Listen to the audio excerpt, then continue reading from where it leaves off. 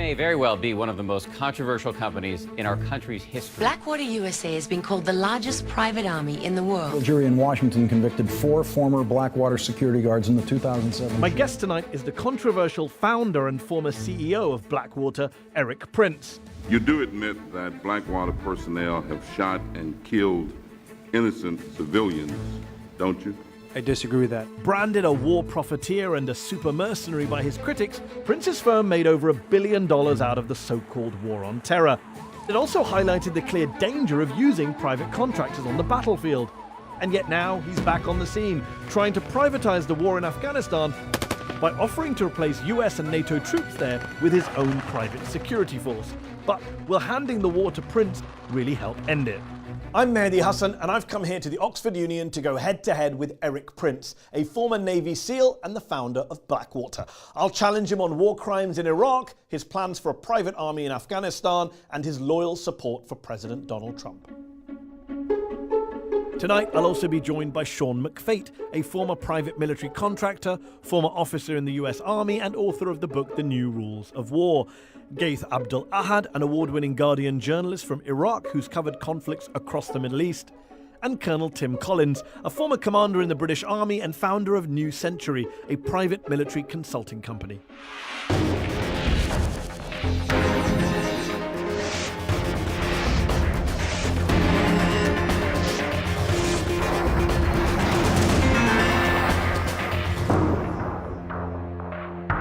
Ladies and gentlemen, please welcome Erik Prince. Erik Prince is currently the Deputy Chairman and Executive Director of Frontier Services Group, a Hong Kong-based security and logistics firm. Thanks. Erik Prince, thank you for joining me on Head to Head. Thanks for having me. You're back in the news with a new plan to privatize, basically, the US-led war in Afghanistan.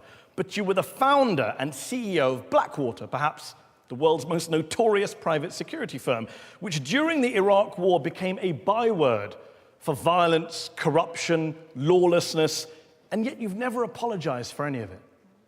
I think that's an unfair characterization. The company did exactly what the US government asked us to do, which was to protect diplomats, reconstruction officials visiting UN or other congressional delegations. We did more than 100,000 missions. No one under our care was ever killed or injured. And people try to characterize the company as overly aggressive. Less than 0.5% of all those missions resulted in a discharge of a firearm. In an era when you had lots of violence in the capital. Yes. I mean, Baghdad really was the center of gravity of the insurgency. And so we had, 41 of our men were lost in action doing that mission. So you mentioned there that the US government asked you to do a job and you did it. You mentioned that you lost men on your watch. What you didn't mention is that you also killed a lot of people.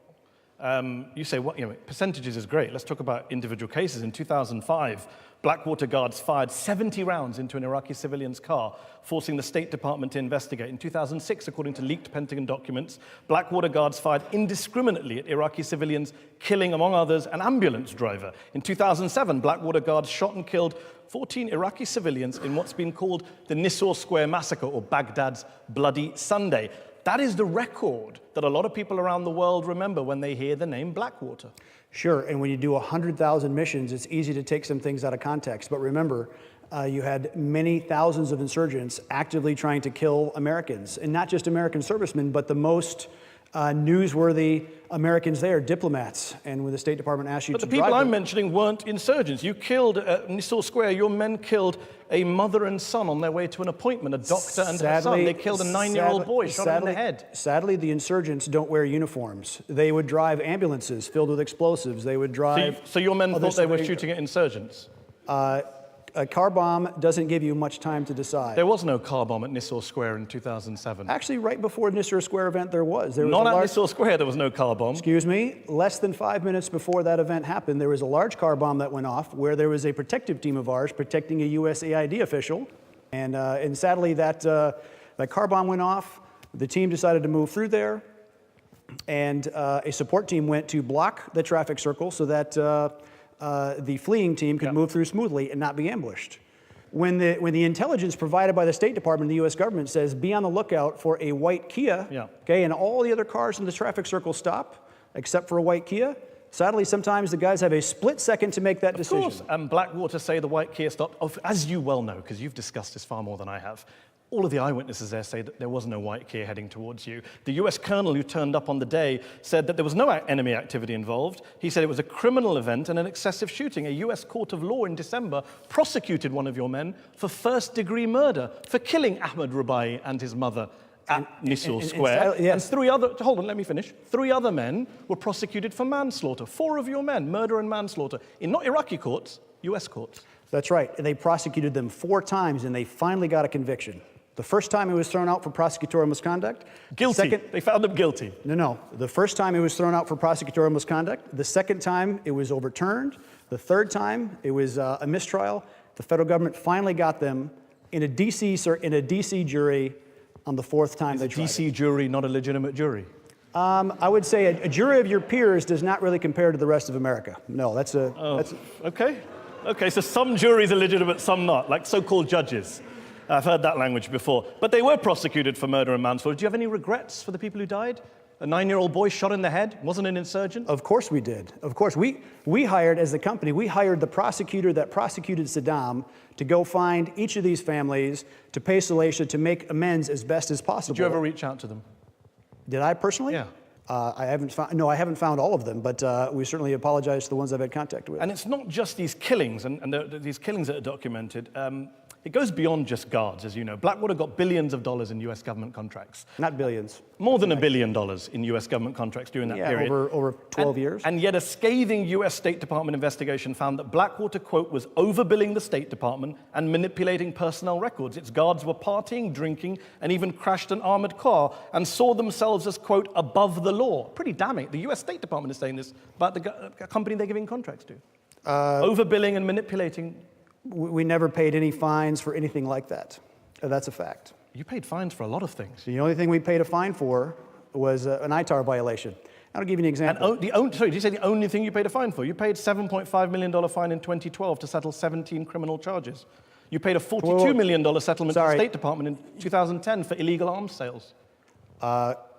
2012, I'd already sold the business. I sold it in 2010. But the cases go back beyond 2010. The criminal charges related to all sorts of things that went back years, including South Sudan. You broke US sanctions to try and sell weapons to South Sudan. No, there's no weapons in South Sudan. There was a proposal on the table. You never put a proposal on the table to Salva Kiir's government worth $100 million. Actually, the issue there was a satellite phone. So you did put a proposal on the table to Salva Kiir's government under US sanctions? What the State Department complained about then, that was back in 2005. Okay. Was my point is, a very dangerous satellite phone, the same thing you can buy in Heathrow duty-free. Okay, we can argue about the fines. Let's just deal with this report. The US State Department said you were manipulating personal records, overbilling the State Department, and your guards were partying, drinking, and even crashed an armored car. That was a State Department investigation in 2007. Look, we employed thousands of people. And I would never say that the men were perfect. We didn't employ angels. We employed veterans who volunteered to serve their country again in a very dangerous place. And like I said, 41 of them paid the ultimate cost, and hundreds more were seriously wounded. It's a problem when you say we didn't employ angels, we employed veterans, but right now you want to do it all again. That's the problem, is it not? Well, here's the thing. After 17 years of war, okay, where the United States is spending more than the entire UK defense budget just this year and still losing in Afghanistan, I think it's time to look at a different way. So I want to talk about Afghanistan, but just before we get to your Afghan plan, I just want to get to what drives you when you kind of come up with these plans to do private security, especially in a lot of these Muslim-majority countries, because you yourself have referred to the people your men were fighting in Iraq as barbarians who crawled out of the sewer. You say in your memoir, these were the chanting barbarians American troops had been sent to liberate? Sure. People that think it's okay to drive a car bomb into the middle of a square, into the middle of a marketplace, while to attempt to kill an American, and in doing so, they kill dozens and dozens of civilians, absolutely that's barbaric. Which is true. I think if you refer to terrorists, you call them whatever you want. But you said these were the chanting barbarians American troops had been sent to liberate. You weren't sent to liberate terrorists. Sounds like you're talking about Iraqis. Sir, look, your words from your memoir. The decision of Iraq. Please. The U.S. decision to go to liberate Iraq from Saddam Hussein, who did a lot more horrid things than we can even speak of here, that was certainly the intent. I certainly had no role in that policy decision. Okay, but you don't believe Iraqis are barbarians, obviously. No, but I believe that terrorists that crank off car bombs into city squares certainly are. Okay, you're proposing now to privatize the US-led war in Afghanistan. You've suggested replacing almost 50,000 NATO troops and private contractors with 2,000 US special operators and 6,000 contractors, and you want to cut spending there, you think, by $30 billion a year, which sounds great. And I think you and I, one thing we can definitely agree on is we both think the Afghan war is not going well and has been a bit of a failure. But given 140,000 NATO troops couldn't control that country or defeat the Taliban back in 2011, what on earth makes you think that a few thousand contractors are going to do it now under your command?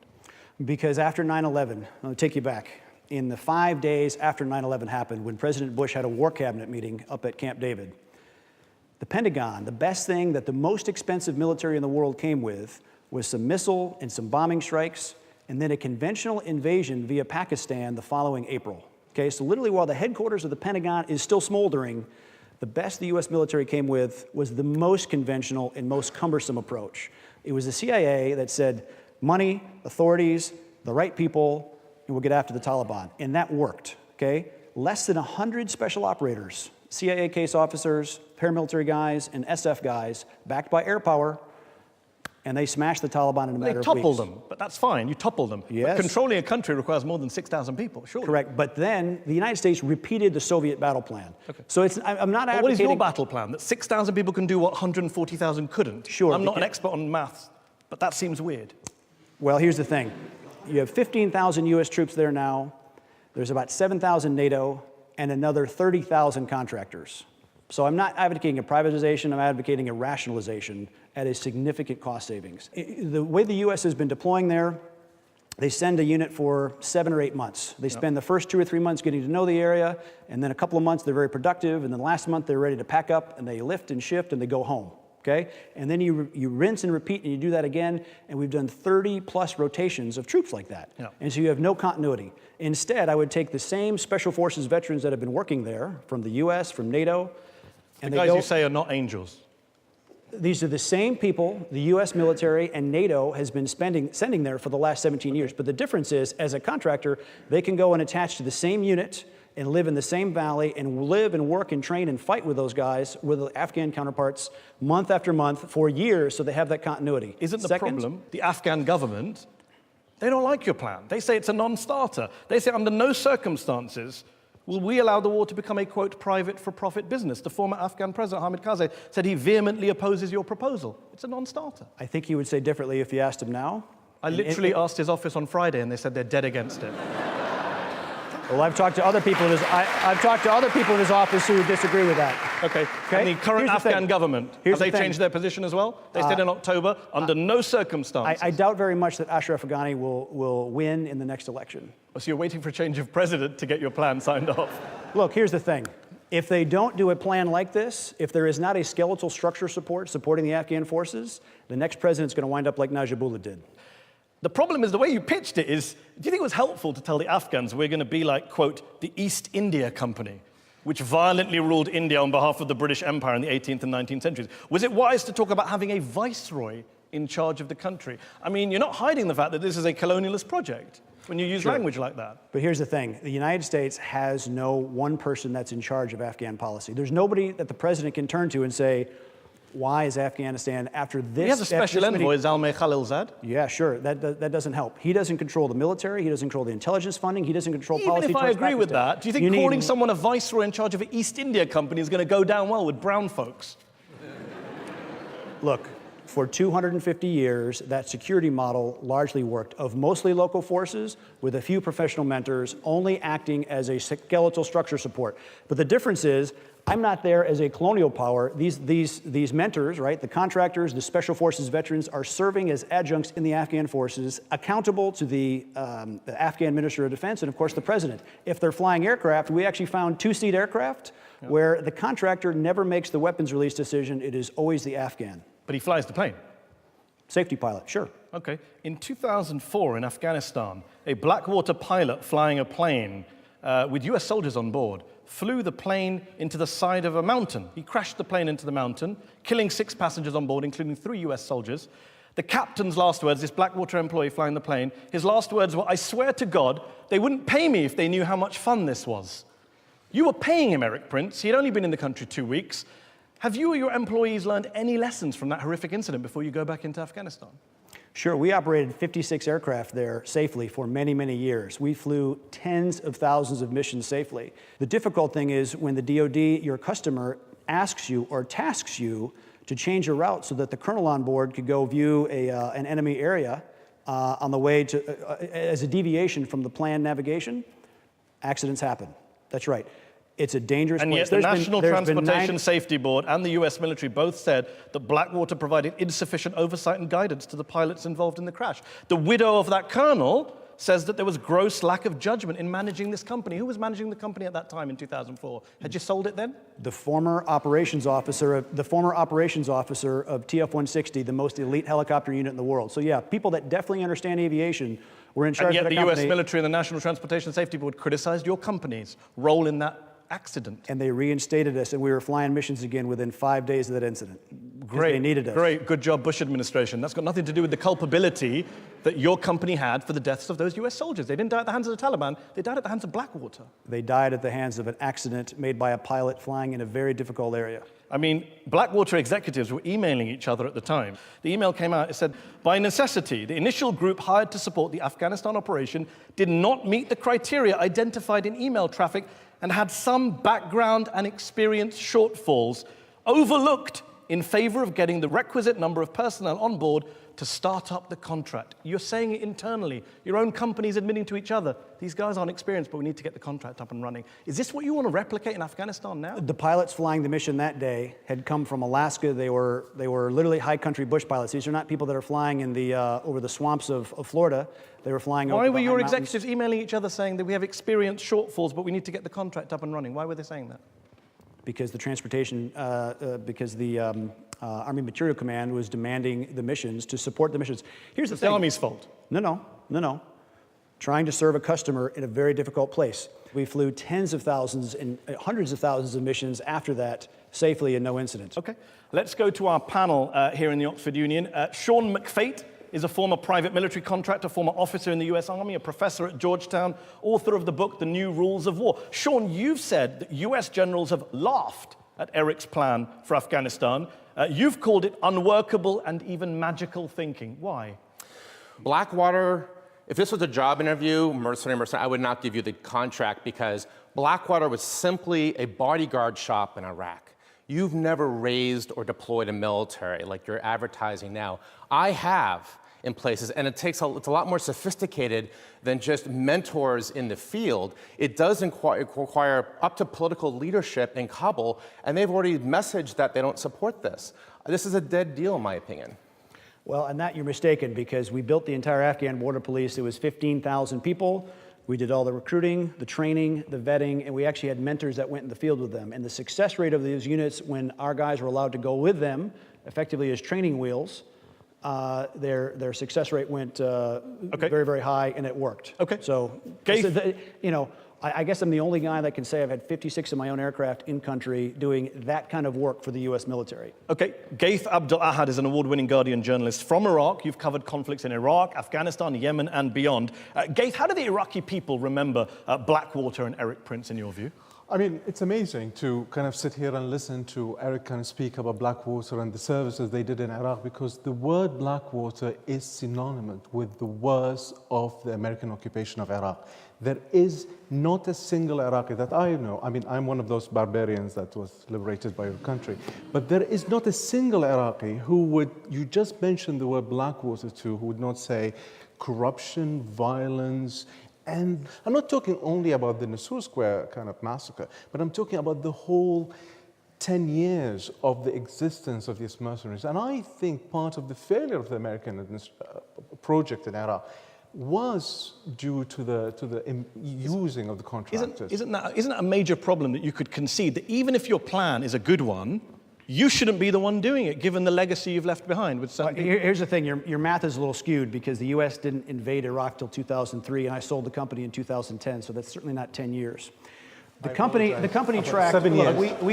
We tracked all the vehicles where everybody was moving. Okay, and there was dozens and dozens of times that it was brought up. There was a Blackwater event here, Blackwater event there, and we didn't have people within 200 kilometers of that location. The sad thing is, Blackwater became like Kleenex. It became Do you know why? Because you became this. Because we were the largest one doing because that you very, were very the worst. high-profile mission. That's the reason. I mean, you gave in Iraq now, or in Yemen, or any of these places, they don't use the word contractor or something. They use Blackwater. In Yemen, in wherever, in Somalia, they don't use mercenaries or contractors. Keith, you've been in Afghanistan recently Yes. as well, I believe, for your reporting. Do you think Afghans will welcome this plan that Erik is putting on the table? I've met administration officials, high security officials of the current Afghan administration's opposition, and some of your own friends in Afghanistan, and all agree on one thing: it's not going to work. I agree with you totally that 17 years have been total waste. They followed, copied the Soviet plan. This is something we agree on. However, you're not meeting government officials. You're not talking to the minister. You're talking to warlords. You're mistaken. I meet with dozens of Afghan officials, both in and out of the government, from all over the country, And be they warlords. Tajik, Uzbek, Hazara, and Pashtun. And the warlords, right? All the people that are going to be voting in the Afghan elections. So we're going to move on because we've got one more on our panel who needs to come in. Colonel Tim Collins is here. Tim, you once commanded British troops during Iraq. You gave that famous speech that a lot of us remember. In 2004, you quit the army and founded New Century, a private military consulting company. How would you evaluate what happened on Blackwater's watch? Well, it's a whole different thing. I think what we have to remember, and indeed I've discussed this many times with Erik, the US State Department, the US military asked for services. They encouraged, they were enthusiastic to a point of hysteria that Blackwater go and do these missions. When it went wrong, they ran a mile. And so you have to look at those people and say, at a point where there was chairmen of the Joint Chiefs of Staff were visiting the facility and encouraging more and more of these services to be privatized and let out. And when things went wrong, they turned their back on it. Are you saying that Erik Prince and Blackwater were scapegoated by the US government? Well, I think that as a result of the rather expensive court case that you've been through, I think that was the conclusion in the end, is that the criticism I as a contractor would level is that Blackwater and the organization probably grew too fast. There was people who went initially who were of the highest Delta Force, SEAL Team 6, Task Force 160. Some of the people who are coming in at the end had nowhere near that. And it's a question of who's supervising that. Because the people, when we look at them, who were in court and convicted, were not of that quality, were not of that hue. How did they get there? How did they get there? Why were you hiring poor quality people towards the end of your period in Iraq? Well, because there's literally not enough Delta Force or SEAL Team 6 or even SEALs for that matter to do that mission. You could go to Marine infantry or Army infantry. The one fair characterization that I will say is Blackwater did two types of missions. We worked for the State Department. They dictated you must drive a polished, waxed Suburban, okay, big SUV, armored, 11,000 pounds, lights and sirens, down the road, and when you drive the same route every day that the State Department tells you to, it's very easy for the enemy to set up an ambush. You keep saying engagement ambushes. Just to be clear for the audience, one study found that Blackwater opened fire first in 84% of the shootings. It wasn't defensive. Because you fired first. Okay, but it's not just a matter of the enemy opening fire with a firearm to attack. They open fire with a trigger switch when they drive up to you and destroy you. Okay. I mean, literally. But there's also ambulance drivers, 9-year-old children, you should see doctors the pictures, on their way to work. Whether it's Hamas in Palestine, in Pakistan, Afghanistan, Iraq, bad guys load ambulances with explosives and kill innocent people. But not in the cases I cited. We're going to take a break. In part two, we're going to talk to Erik Prince about some of his work in China and his relationship with the Trump administration. And we're going to hear from our very patient audience here in the Oxford Union. Join us for part two.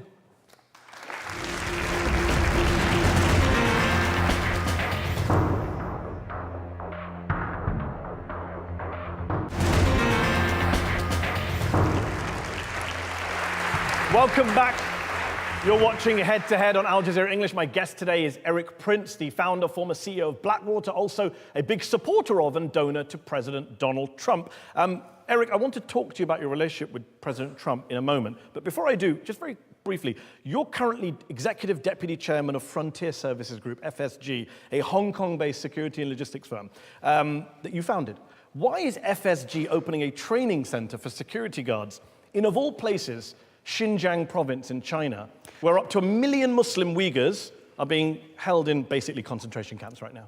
There's a lot of misreporting on that. The company is not opening any training facility up there. That was actually discussed at a board meeting. The reporting got it wrong. There was some kind of memorandum signed for construction services, not training. The company doesn't do any training of any police or security forces Why did it inside say China that at last all. year? Why did your company say it was establishing training facilities? It signed an MOU for construction They services. put out a press release, March the 2nd, with your name on it. For not my name. It was for construction services. Your name's on the press release. Your name's on the press release several times, and it says, I've got the press release quote here, Xinjiang, China, establishing training facilities and buying security equipment and vehicles. Again, it was for construction services. It's training facilities. If you look at the actual translation from Mandarin to English, it was for construction services, okay? The only sorry, we didn't translate it. This is your company's English press release, with respect. The only training services, the only training services the company does is for people like Bank of China employees or China Airlines employees, because they travel the world and they go to dangerous places. So you are training people in Xinjiang? No. So the press release was wrong? The company has zero footprint in Xinjiang, China. So it's not establishing the training facility. It said it was establishing on March the 2nd, 2018 in an English language press release. The board has discussed this twice, and there is not $1 or RMB allocated for anything like that. Okay. And you've got nothing to do with what's going on with the Uyghur Muslims in Xinjiang? Zero. Okay, but you do have a lot to do with the Chinese government. So for someone who sees himself as a great American patriot, veteran, ex-Navy SEAL, America First, Donald Trump supporter, isn't it odd that you do so much security business with the Chinese government, which is seen by many, including by President Trump, as a major geopolitical adversary of the United States? Isn't that weird? Isn't that a conflict? Again, the company doesn't do any security per se. It does some training for people to avoid being a victim of a terrorism incident. There is no Blackwater, no FSG. You sold Blackwater. You're right. There is no FSG employee that's armed doing that kind of security. But you are working in China. You're Hong Kong-based. The majority of your company is Chinese-owned, is it not? It's retail investors, everything from mutual funds, and there's majority Chinese-owned, yes or no? I don't know if it's majority, but there's a lot of Chinese ownership. Sure. How much? It's your company. You're the executive deputy chairman. Sure, no, it's publicly listed and it's all publicly disclosed. So tell us. The fact is, the company does grocery delivery, trucking, all through Southern Africa. We do medevac. We're the biggest medevac provider for the UN. But there's no conflict between working for the Chinese and working for the US, as you want to do now in Afghanistan. You don't think there's a conflict there, as an American patriot, ex-veteran? Look, America is a big trading partner of China and helping China connect its logistics lines for better trade. I think countries that trade together tend to not fight together, fight against each other. Sean McFate is a former private military contractor, former officer in the US Army, professor at Georgetown University, author of the book, The New Rules of War. Sean, is there a conflict of interest here? Is there a concern, do you think, in Washington, D.C., where you're based? Yes, there's a big interest. So last year, the National Defense Strategy, which is the Pentagon's strategy for the world, shifted the first time in years away from counterterrorism, counterinsurgency into the threats of Russia and China. And we all know that China uses its economic instruments of power to look at, they did to Sri Lanka. They took over a port as if they were a mafia don. So it's not just economic trade, there's also a darker aspect to it, and many in Washington see you as one of their sort of weapons of war. Are you a Chinese weapon of war? Absolutely not, because we're not doing any kind of training building their tactical. What about the leverage that Sean makes the point about? The economic leverage. The fact is, what does the company do now? It does trucking and transportation from Southern Africa. Okay, you can deliver groceries from Cape Town all the way up through the DRC. We medevac, we fly people all over the continent, and we do significant air operations out of Malta, supporting, hopefully, oil operations in countries like Iraq or Pakistan or the hydro dams. Look, countries around the world, China shows up with a lot of money and a lot of people to do infrastructure projects. The Russians are showing up with muscle and weapons. And the United States has largely missed the boat. The one positive change the Trump administration has made is the law changed last October for OPIC, the Overseas Private Investment Corporation, the only part of the U.S. government that actually makes money And now they've shifted a huge budget away from the State Department to OPIC so that it is managed and it allows more investment. They've also launched a trade war with China, which might put you in two different camps at the same time. Let me ask Colonel Tim Collins this question. He's here. You're a famous officer in the British Army. Now you're chairman of your own private security consultancy, New Century. How do you respond to critics who say, when you run these private for-profit companies, you're only loyal to yourselves or to your bottom lines. You're not loyal to a national government. And that's a problem. That makes you conflicted. What's your response to people who say that? Well, at the end of the day, there's a thing called international law, and nobody does anything outside. And if they do, then they must be held accountable. The difficulty is the only people who will subject to and allow themselves to be regulated are the good guys. There are mercenary activity all over the world. The reality is that many people innocently in this room don't realize that many governments in the world, particularly in Pakistan, India, Iran, Middle East, maintain people who they pay and deploy as contractors, and these are people who are committing atrocities. They won't be regulated. Okay, so let me put that point very briefly, Sean, very briefly. What's your response to this point about regulation? Do you think companies like Erik's are as regulated as they should be? Well, I'm a little bit more skeptical about the power of international law in general about mercenaries, because the thing about, who's going to go into Yemen and arrest all those mercenaries? The UN? And if so, the mercenaries can shoot back, right? They can kill your law enforcement. And I'm not suggesting that that would be Erik's plan, but Erik is part of a broader trend of the rise of mercenaries. Where does this end? Private wars without states. And what if the U.S. partakes in this? Erik, let me ask you this. You're a big supporter of Donald Trump. You've been questioned by Special Counsel Robert Mueller over the Russiagate investigation. He's looked at your laptop and your phones, I believe. You've also testified to Congress. In November 2017, you told Congress under oath that you played, quote, no official or really unofficial role in the Trump campaign. What you didn't tell Congress is that on August 3rd, 2016, you were at a meeting during the campaign at Trump Tower with Don Jr., Trump's son, with Stephen Miller, then a campaign advisor to Trump, with George Nader, a former Blackwater colleague of yours who acts as a back channel to the Saudis, the Emiratis. He also happens to be a convicted pedophile. And also Joel Zamel, an Israeli expert on social media manipulation. How come you didn't mention that meeting to Congress, given it's so relevant to their investigation? I did. As part of the investigations, I certainly disclosed any meetings. The very few I had. Not in the congressional testimony you gave to the House. We went through it. You didn't mention anything about August 2016 meeting in Trump Tower. They specifically asked you what context you have, and you didn't answer that. I don't believe I was asked that question. You were asked, were there any formal communications or contact with the campaign? You said, apart from writing papers, putting up yard signs, no. That's what you said. I've got the transcript of the conversation here. Sure. I mean, I might have been, I think I was at Trump headquarters or the campaign headquarters. Trump Tower, August 3rd, 2016. You, possible. An Israeli dude, a back channel to the Emiratis and the Saudis, Don Jr., Stephen Miller. We're there to talk about Iran policy. Are you there to talk about Iran policy? Mm-hmm. Don't you think that's something important to disclose to the House Intelligence Committee while you're under oath? I did. You didn't. We just went through the testimony. There's no mention of the Trump Tower meeting in August 2016. Why not? I don't know if they got the transcript wrong. Oh, they got the transcript wrong. So if we go, I don't know. I remember certainly discussing. I mean, this is it a with the problem for you investigators. because we know that Robert Mueller, he hasn't been able to establish collusion yet, but he has got a lot of guys for lying to the authorities and not telling the whole truth. Is that a problem now? That even if you accidentally didn't tell them, that could come back and haunt you? I fully cooperated. And I haven't heard from anybody in more than 9 months. I mean, members of Congress, after they discovered this meeting, have talked about certain witnesses not telling the truth. But you believe you told Congress about this meeting, even though it's not in the transcript, just to be clear. I believe so, yeah. Okay. You had another meeting, which they did talk to you about, in the Seychelles on 11th January 2017, a week before Trump's inauguration, where good old George Nader was there again on behalf of the Emiratis, as was top Russian oligarch Kirill Dmitriev, a close ally of Vladimir Putin's. The Emiratis saw that meeting as a way of creating a back channel between Putin's guy, Dmitriev, and Trump's guy, you, didn't they? I don't think so. I was there to talk to the Emiratis about Somalia and some of the other problem areas that we'd helped with before. Was it also about Iran? No. And so how did you end up with a Russian oligarch who runs the Russian Direct Investment Fund and is seen by the Emiratis as the messenger to Putin, they call him? Well, as I recall, the Emiratis were investors in that fund, and any fund manager tends to travel to where their LP, their investors, need them to be. But what were you chatting about with the Russian dude? I talked about it in testimony, and that's all I'm going to say. But it was just a kind of accidental meeting. Yes. Even though George Nader, your former colleague... Like I've said before, it lasted one beer, which doesn't take me very long. So you flew halfway around the world to a secret meeting in the Seychelles to have one beer with Vladimir Putin's messenger.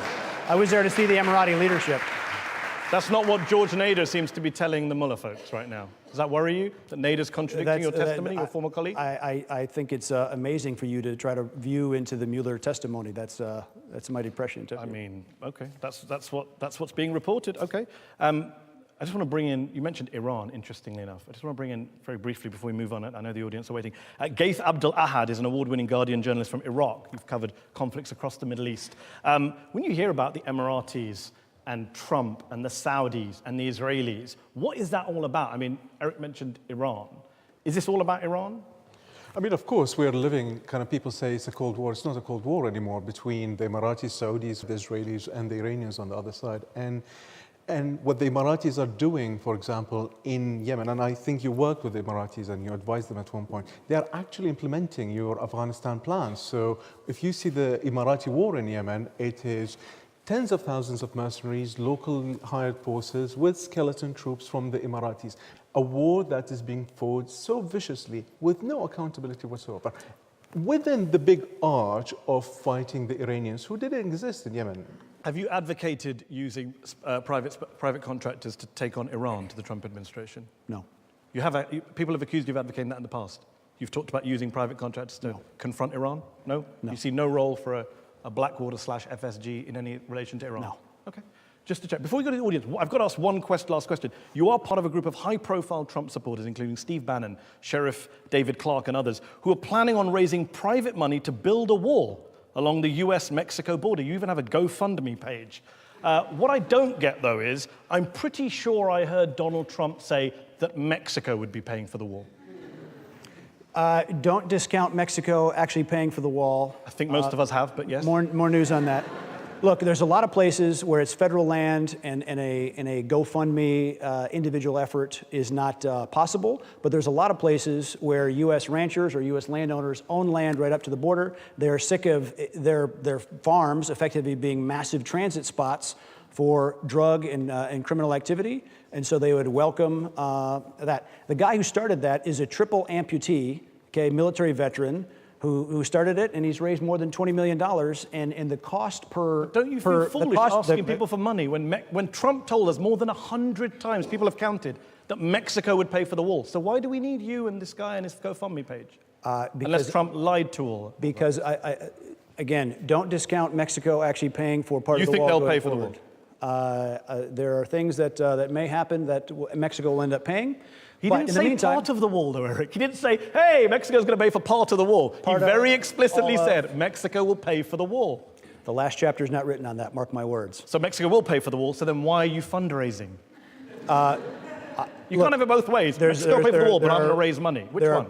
Because people are frustrated. They're sick of not having... They're frustrated that the president can't get Mexico to pay for the wall 2 years into his presidency after claiming 100 times. It is a national security issue when you have thousands of people crossing the border with a lot of drugs. Look, America has a huge opium epidemic. And you know the majority of those drugs come through legal points of entry. I'm talking about the funding. Trump said Mexico would fund the wall. Did he lie to people when he said that? What used to be a bipartisan issue, the Democrats have made a hyper-partisan issue. Did he lie to us when he said Mexico would pay for the wall, given you're now trying to get Americans to pay for the wall? I don't believe the president has lied. And like I said, the last chapter on Mexico paying for the wall is not done yet. Okay. Mark my words. So we'll wait for some more. Okay. In the meantime, Americans are going to pay for it through your fundraising. Let's go to our audience who've been waiting very patiently. I'm going to go to the front here, and then we'll go to the back. Gentleman here with the beard. Being originally Iraqi and having spent some time in Iraq, I've seen how Iraqis still shudder at the name Blackwater, reminded of the endless aggression, the use of weapons as car horns, or even the use of tear gas as car traffic control.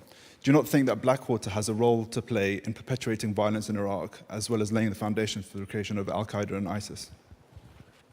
There's 110,000 Iraqi civilians have died after Blackwater ended any involvement in Iraq.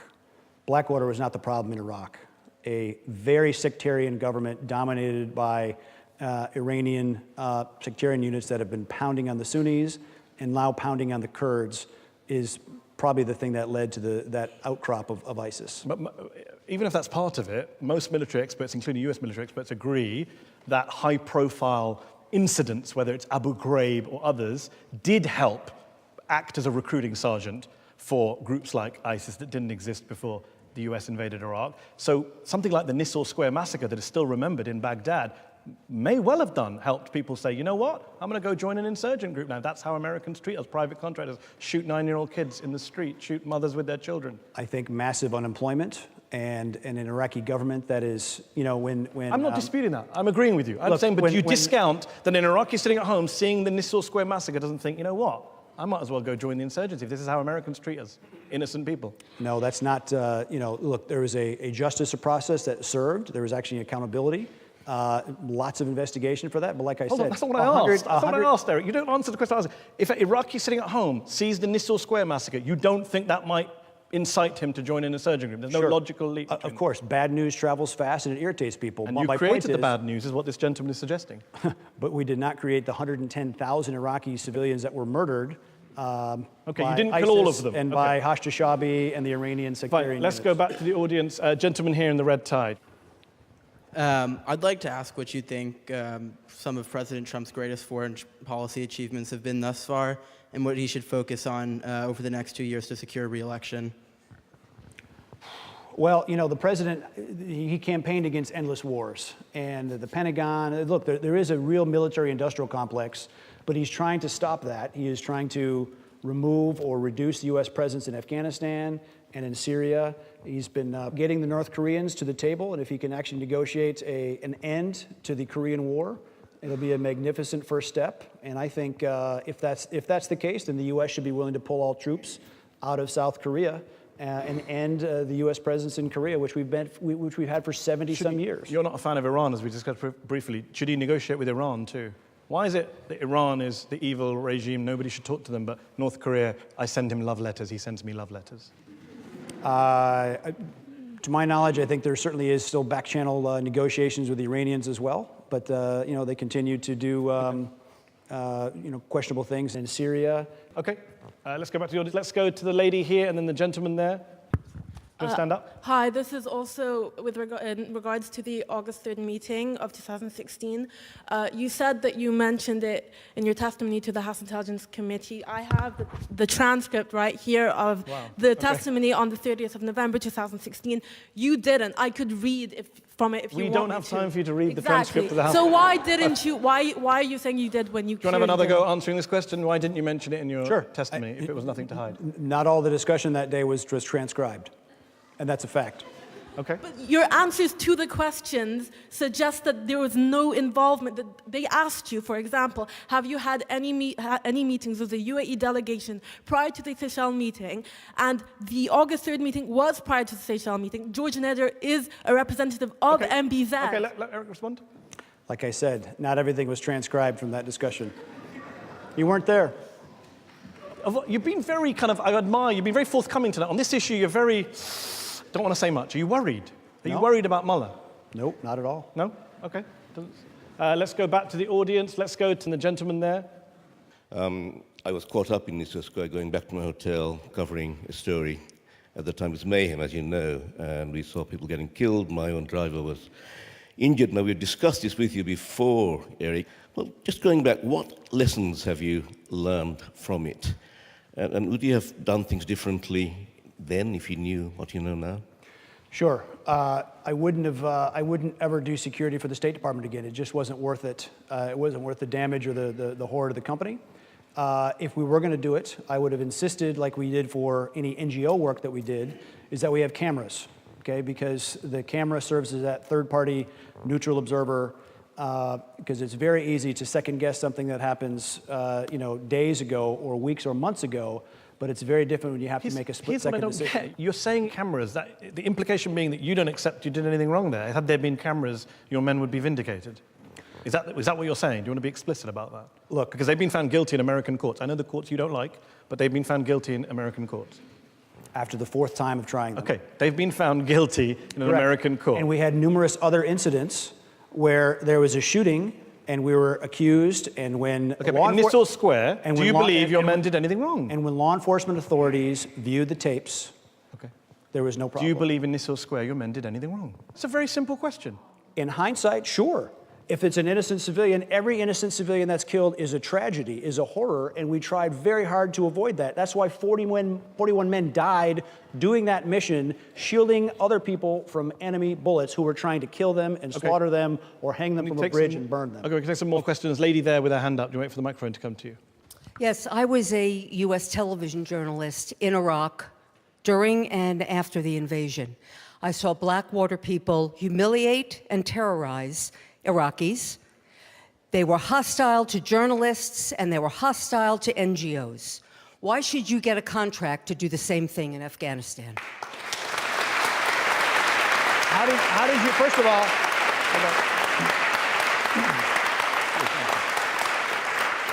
how did you know that they were Blackwater personnel? Oh, because they very, very clearly, walking around, not just driving cars, walking around, they were Blackwater. As journalists, we knew who Blackwater was. They let us know they were not soldiers, they were Blackwater. It's very easy to tell. Ma'am, I'm sorry, there was hundreds and hundreds of companies employing U.S., NATO, and other country veterans. The difference between Blackwater and NATO. I'm sorry, but it's very easy to tell. I don't think you're that sharp that you can tell the difference between a Polish guy, a French guy, or a Canadian guy. Do you think you're that sharp to tell the difference? Well, okay, sure. All right. Before this gets out of hand, we'll go back. Absolutely. You guys aren't going to agree. You're not going to agree. Before this gets out of hand, we'll carry on with the audience. We'll go to this gentleman with the tie and the suit. So Afghanistan been in war since 2001 and fighting 20 international terrorist groups. Since 2014, the Afghan National Security Forces has been doing this by themselves. So how do you justify that you will get a contract and go and do the war in Afghanistan, given that you're making money out of this business and you'll ever want to conclude this business there? And one point, please do us a favor and have a bold line between mercenaries of death and democracy, and it's totally up to the people of Afghanistan to decide who is their next president. Thank you. Can I just ask, are you Afghan yourself? Yes. And you believe that Afghans don't want Never. more? Like, that's definitely never. Okay, but deal with the first question about, you have a fair. self-interest in perpetuating the conflict because you get paid. Here's the thing. Of the $62 billion, right now the U.S. spends $5 billion supporting the Afghan security forces. $57 billion is the cost of U.S. presence there. That's going away, okay? The support for the Afghan security forces, the airlift, the medevac, which is wholly inadequate right now because Afghan soldiers are dying at a rate of 30 and 40 per day. If there's not a skeletal support provided to them, Ashraf Ghani himself said the Afghan forces will collapse in less than 6 months. I say it's more like 6 weeks, okay? So there has to be some kind of capability to keep the Afghan security forces upright and able to function so that Afghanistan can actually have a free election and they should be totally free to choose their next leader. I agree. Erik, let me ask you this. Despite all the things you and Blackwater have been accused of, some of which we've discussed tonight, but there's so much more, you said in 2007, quote, "I sleep the sleep of the just. I'm not feeling guilty." Just wondering, is that still the case today? You still have no regrets, no guilt, no ruined sleep at all over all those innocent lives taken by Blackwater employees? None? Look, the fact is the company did what it was asked to. It was asked to protect. We saved thousands and thousands of people. We saved many, many wounded U.S. soldiers well beyond the scope of the contract. Okay, we did what we were asked. Any injury, any civilian that's injured in a car crash or an accidental shot in the shooting. head, or 9-year-old children shot in the head. Correct. And since long after Blackwater was involved, 110,000 Iraqi civilians have been killed in that same conflict by ISIS, by incompetent government. So when I have George Bush on the show, I'll ask him about his sleep. I'm asking about the people your guys killed. Does it keep you awake at night? We were asked to do a job, and we performed very, very well. We'll have to leave it there. Thanks to our audience here in the Oxford Union. Thanks to our panel of experts who've come tonight. And thanks to Erik Prince for joining me on Head to Head. That's our show. Head to Head will be back next week. Thank you. Thanks so much.